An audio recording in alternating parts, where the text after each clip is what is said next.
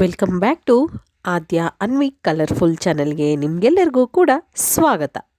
So friends, ಇವತ್ತಿನ video ತುಂಬಾ informative ಆಗಿರುವಂಥ ವಿಡಿಯೋ. ಖಂಡಿತವಾಗ್ಲೂ ಎಲ್ಲ ಹೆಣ್ಮಕ್ಳಿಗೂ ಬೇಕಾಗಿರುವಂಥ ಒಂದು ವಿಡಿಯೋ ಅಂತಲೇ ಹೇಳ್ಬೋದು. ಈ ಒಂದು ವಿಡಿಯೋನ ಸ್ಕಿಪ್ ಮಾಡಿದ್ರೆ ಪೂರ್ತಿಯಾಗಿ ನೋಡಿ. ನೀವ್ಯಾರಾದ್ರೂ ಫಸ್ಟ್ ಟೈಮ್ ನನ್ನ ಚಾನಲ್ಗೆ ವಿಸಿಟ್ ಮಾಡಿದ್ರೆ ಪ್ಲೀಸ್ ಚಾನಲ್ನ ಸಬ್ಸ್ಕ್ರೈಬ್ ಮಾಡ್ಕೊಳ್ಳಿ ಫ್ರೆಂಡ್ಸ್. ಓಕೆ, ಭೀಮನ ಅಮಾವಾಸ್ಯೆ ಇವುಗಳನ್ನು ಖರೀದಿಸಿದರೆ ತಪ್ಪಿದ್ದಲ್ಲ ಕಂಟಕ. ಪಿತೃದೋಷ, ಶನಿ ದೋಷ ಅಂತೂ ಖಂಡಿತವಾಗ್ಲೂ ಬರುತ್ತೆ ಅಂತ ಹೇಳ್ತಾರೆ ಹಿರಿಯರು.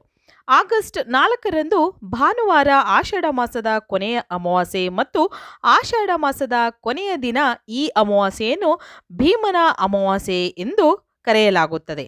ಈ ಅಮಾವಾಸ್ಯೆಯಂದು ನಾವು ಯಾವ ವಸ್ತುಗಳನ್ನು ಖರೀದಿಸಬಾರದು, ಈ ಅಮಾವಾಸ್ಯೆಯಂದು ನಾವು ಏನು ಮಾಡಬಾರದು, ಅಮಾವಾಸ್ಯೆಯೆಂದು ಮರೆತು ಈ ವಸ್ತುಗಳನ್ನು ಖರೀದಿಸದಿರಿ.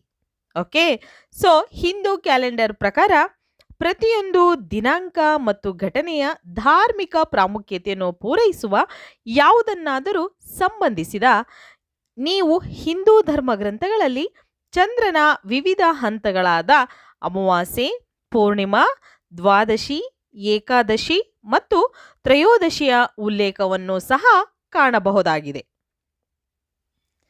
ಅಮಾವಾಸ್ಯೆ ನಮ್ಮ ಪಿತೃಗಳಿಗೆ ಮೀಸಲಾದ ಒಂದು ದಿನ ಮತ್ತು ಇದು ತನ್ನದೇ ಆದ ನಿಯಮಗಳನ್ನು ಮತ್ತು ನಿಬಂಧನೆಗಳನ್ನು ಹೊಂದಿದೆ. ಯಾವುದೇ ಅಹಿತಕರ ಘಟನೆಗಳನ್ನು ತಡೆಗಟ್ಟಲು ಅಮಾವಾಸ್ಯೆಯ ಸಮಯದಲ್ಲಿ ನೀವು ಈ ವಸ್ತುಗಳನ್ನು ಖರೀದಿಸುವುದನ್ನು ತಪ್ಪಿಸಬೇಕು. ಅಮಾವಾಸ್ಯೆ ದಿನದಂದು ಯಾವ ವಸ್ತುಗಳನ್ನು ಖರೀದಿಸಬಾರದು ಗೊತ್ತೇ?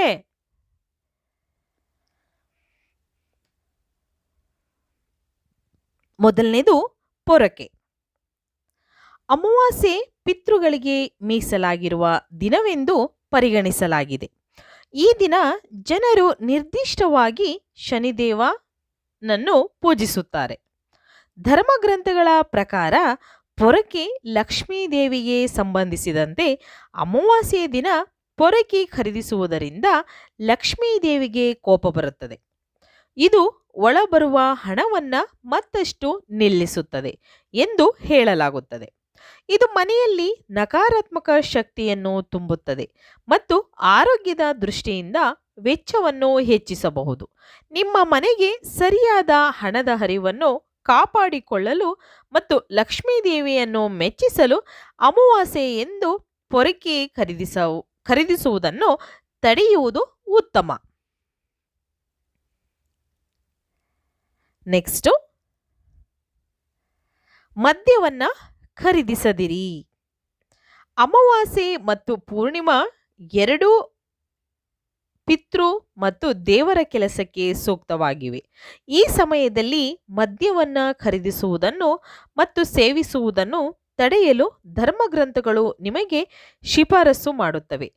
ಅಮಾವಾಸ್ಯೆಯು ಶನಿದೇವರಿಗೆ ಸಂಬಂಧಿಸಿದರಿಂದ ಯಾವುದೇ ರೀತಿಯ ಮದ್ಯ ಸೇವನೆಯು ಋಣಾತ್ಮಕ ಶಕ್ತಿಯನ್ನು ತರುತ್ತದೆ ಎಂದು ಹೇಳಲಾಗುತ್ತದೆ. ಇದು ದೀರ್ಘಕಾಲದವರೆಗೆ ಸಕ್ರಿಯವಾಗಿ ಉಳಿಯುತ್ತದೆ. ಮಾಂಸ ಖರೀದಿಸದಿರಿ. ಮದ್ಯದಂತೆ ಅಮಾವಾಸ್ಯೆಯ ಸಮಯದಲ್ಲಿ ಮಾಂಸವನ್ನು ಖರೀದಿಸುವುದು ಮತ್ತು ಸೇವಿಸುವುದನ್ನು ಅಶುಭವೆಂದು ಹೇಳಲಾಗಿದೆ.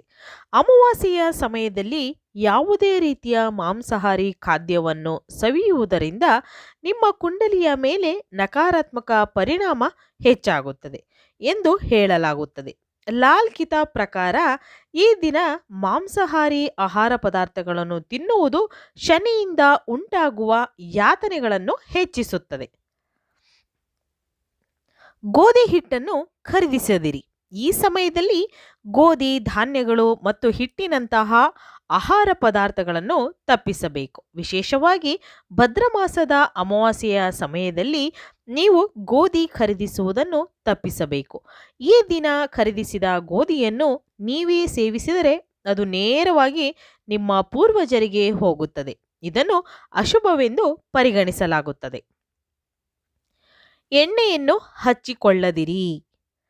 ಅಮಾವಾಸ್ಯೆಯ ಸಮಯದಲ್ಲಿ ತಲೆಗೆ ಎಣ್ಣೆ ಹಚ್ಚುವುದನ್ನು ತಪ್ಪಿಸಬೇಕು. ಇದರ ಬದಲಾಗಿ ತೈಲವನ್ನು ದಾನ ಮಾಡುವುದರಿಂದ ನಿಮಗೆ ಪ್ರಯೋಜನಕಾರಿ ಎಂದು ಹೇಳಲಾಗುತ್ತದೆ. ಇದು ಶನಿಯೊಂದಿಗೆ ಸಂಪರ್ಕ ಹೊಂದಿದೆ ಮತ್ತು ನಿಮ್ಮ ಕುಂಡಲಿಯಿಂದ ಶನಿ ದೋಷವನ್ನು ನಿವಾರಿಸಲು ಸಹಾಯ ಮಾಡುತ್ತದೆ. ಅಮಾವಾಸ್ಯೆಯನ್ನು ಪಿತೃಕ್ಕೆ ಗೌರವ ನೀಡುವ ದಿನವೆಂದು ಪರಿಗಣಿಸಲಾಗುತ್ತಿರುವುದರಿಂದ ಯಾವುದೇ ರೀತಿಯ ಅಲಂಕಾರವನ್ನು ತಪ್ಪಿಸಬೇಕು. ನೀವು ಶಕ್ತಿಯ ಧನಾತ್ಮಕ ಒಳಹರಿವನ್ನು ಕಾಪಾಡಿಕೊಳ್ಳಲು ಬಯಸಿದರೆ ಈ ದಿನ ನೀವು ನಿಮ್ಮ ತಲೆಗೆ ಎಣ್ಣೆ ಹಚ್ಚುವುದನ್ನು ಬಿಡಬೇಕು. ಪೂಜಾ ಸಾಮಗ್ರಿ. ಅಮಾವಾಸ್ಯೆಯ ಸಮಯವು ಪಿತೃಕರ್ಮಕ್ಕೆ ಸೂಕ್ತವಾಗಿದೆ. ಅದಕ್ಕಾಗಿ ನೀವು ಈ ದಿನ ಪೂಜೆಗೆ ಸಂಬಂಧಿಸಿದ ವಸ್ತುಗಳನ್ನು ಖರೀದಿಸುವುದನ್ನು ತಪ್ಪಿಸಲು ಶಿಫಾರಸು ಮಾಡಲಾಗಿದೆ. ಅಗರಬತ್ತಿ, ಹೂಗಳು, ಪೂಜಾ ಹರಿವಾಣ ಅಥವಾ ವಿಗ್ರಹಗಳಿಗೆ ಬಟ್ಟೆ ಇರಲಿ, ನೀವು ಈ ರೀತಿಯ ಯಾವುದನ್ನಾದರೂ ಖರೀದಿಸುವುದನ್ನು ತಪ್ಪಿಸಬೇಕು. ದಾನ ಮಾಡಿ. ಅಮಾವಾಸ್ಯೆಯ ದಿನ ಉದಾರವಾಗಿ ದಾನ ಮಾಡುವುದು ಧನಾತ್ಮಕ ಶಕ್ತಿಯನ್ನು ಆಕರ್ಷಿಸುತ್ತದೆ ಎಂದು ಹೇಳಲಾಗುತ್ತದೆ. ಅಗತ್ಯ ಇರುವವರಿಗೆ ನೀವು ಈ ದಿನ ದಾನ ನೀಡಬೇಕು. ಅದು ನಿಮಗೆ ಉತ್ತಮ ಕರ್ಮವನ್ನು ಗಳಿಸುವುದಲ್ಲದೆ ನಿಮ್ಮ ಮನೆಗೆ ಸಾತ್ವಿಕ ಶಕ್ತಿಯ ಹರಿವನ್ನು ಕೂಡ ನಿರ್ವಹಿಸುತ್ತದೆ. ಹೊಸ ವಾಹನಗಳನ್ನು, ಬಟ್ಟೆಗಳನ್ನು ಖರೀದಿಸದಿರಿ. ಅಮಾವಾಸ್ಯೆ ದಿನದಂದು ಹೊಸ ವಸ್ತುಗಳನ್ನು ಮನೆಗೆ ತರುವುದು ಅತ್ಯಂತ ಅಶುಭವೆಂದು ಪರಿಗಣಿಸಲಾಗುತ್ತದೆ. ಆದ್ದರಿಂದ ನಾನು ಮನೆಗೆ ಅಮಾವಾಸ್ಯೆ ಎಂಬ ಹೊಸ ವಾಹನಗಳನ್ನು, ಬಟ್ಟೆಯನ್ನು ತರಬಾರದು. ಅಮಾವಾಸ್ಯೆಯನ್ನು ಕತ್ತಲು ಎಂದು ಪರಿಗಣಿಸಲಾಗುವುದರಿಂದ ಈ ದಿನ ಹೊಸ ವಸ್ತುಗಳನ್ನು ಖರೀದಿಸದಿರುವುದು ಒಳ್ಳೆಯದು. ಭೀಮನ ಅಮಾವಾಸ್ಯೆಯ ಪೂಜಾ ವಿಧಾನಗಳು. ಈ ದಿನದಂದು ಮಹಿಳೆಯರು ಬೇಗ ಎದ್ದು ಶುಚಿಯಾಗಿ ಹೊಸ ಬಟ್ಟೆಯನ್ನು ಧರಿಸಿ ಮನೆ ಮುಂದೆ ರಂಗೋಲಿಯನ್ನು ಹಾಕಬೇಕು.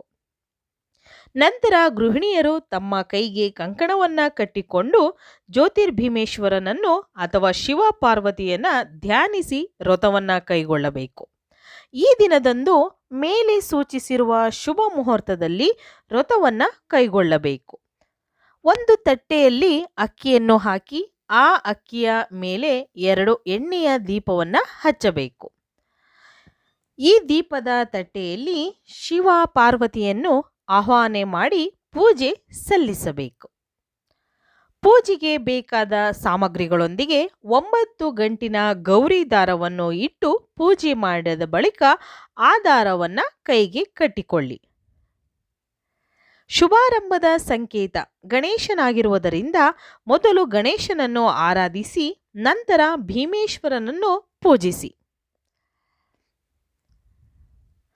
9 ಕರಿ ಕಡಬನ್ನು ನೈವೇದ್ಯವಾಗಿ ದೇವರಿಗೆ ಅರ್ಪಿಸಿ.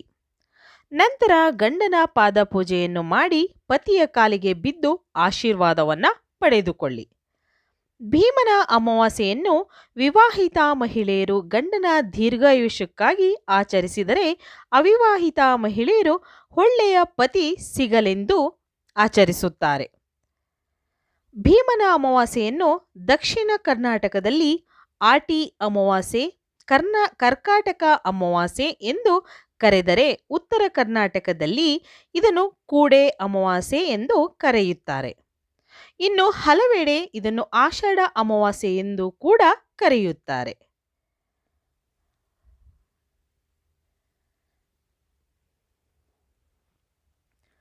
ನೋಡಿದ್ರಲ್ಲ ಫ್ರೆಂಡ್ಸ್, ಈ ಒಂದು ಭೀಮನ ಅಮಾವಾಸ್ಯೆ ಬಗ್ಗೆ ನಾನು ತಿಳಿಸ್ಕೊಟ್ಟಿರುವಂತಹ ಸಲಹೆಗಳು ನಿಮಗೆ ಇಷ್ಟ ಆಗಿದ್ರೆ ಚಾನಲ್ನ ಸಬ್ಸ್ಕ್ರೈಬ್ ಮಾಡ್ಕೊಳ್ಳಿ, ಲೈಕ್ ಮಾಡಿ ಮತ್ತು ಹೆಚ್ಚೆಚ್ಚು ಶೇರ್ ಮಾಡೋದಂತೂ ಮರಿಬೇಡಿ. ಓಕೆ, ಸೊ ಇವತ್ತಿನ ವಿಡಿಯೋ ಸ್ವಲ್ಪನಾದರೂ ಇಷ್ಟ ಆಗಿದ್ರೆ ಚಾನಲ್ನ ಸಬ್ಸ್ಕ್ರೈಬ್ ಮಾಡ್ಕೊಳ್ಳಿ. ಹಾಗೆ ನನ್ನ ಎಲ್ಲ ವಿಡಿಯೋಗಳನ್ನು ಒಂದ್ಸಲ ನೋಡಿ ಮತ್ತೆ ನೀವು ಶೇರ್ ಮಾಡಿ ಮತ್ತು ಕಾಮೆಂಟ್ ಮಾಡಿ. ಓಕೆ, ನಾನು ಇವತ್ತಿನ ವಿಡಿಯೋನ ಇಲ್ಲಿಗೆ ಮುಗಿಸ್ತಾ ಇದ್ದೀನಿ. ಮತ್ತೆ ಇನ್ನೊಂದು ಹೊಸ ವಿಡಿಯೋ ಜೊತೆ ಬರ್ತೀನಿ. ಅಲ್ಲಿವರೆಗೂ ನಿಮಗೆಲ್ಲರಿಗೂ ಹೃದಯಪೂರ್ವಕವಾಗಿ ಧನ್ಯವಾದಗಳನ್ನು ತಿಳಿಸ್ತಾ ಇದ್ದೀನಿ. ಬಾಯ್, ಸಿ ಯು.